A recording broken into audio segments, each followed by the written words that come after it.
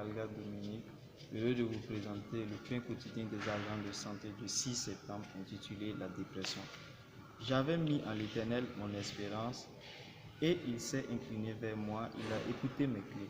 Il m'a retiré de la force de destruction du fond de la boue et il a dressé mes pieds sur le roc. Il a affermi mes pas. Psaume 41 à 3. Les croyants peuvent-ils souffrir de dépression? La dépression peut affecter plusieurs facettes de la vie.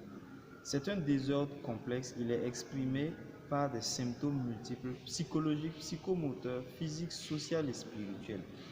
Les symptômes peuvent comprendre les perturbations du sommeil, des désordres dans l'alimentation et des problèmes sexuels. Nous pouvons ainsi voir certaines des conséquences de la dépression, les addictions, les mauvaises qualités de vie, les conflits interpersonnels et un risque élevé de suicide. Le prophète Jérémie était un homme sensible qui aimait profondément son peuple, mais il était rejeté par eux. Son œuvre pour Dieu a semblé être un échec total. Il s'est senti triste et tomba dans la dépression. Il avait perdu 3 choses.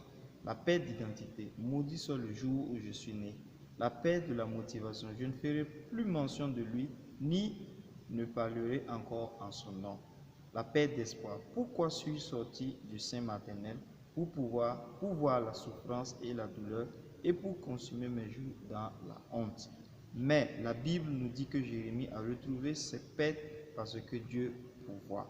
Motivation, sa parole est dans mon cœur comme un feu dévorant qui est enfermé dans mes os. Je m'efforce de le contenir et je ne le puis. Identité, mais l'Éternel est avec moi comme un héros puissant. Espoir, car c'est à toi que je confie ma cause.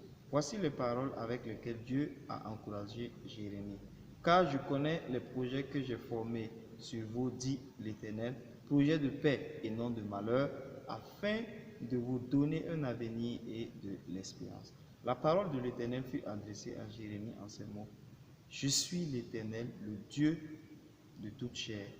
Y a-t-il rien qui soit étonnant de ma part? Lecture complémentaire, Jérémie 20, 12. Prière.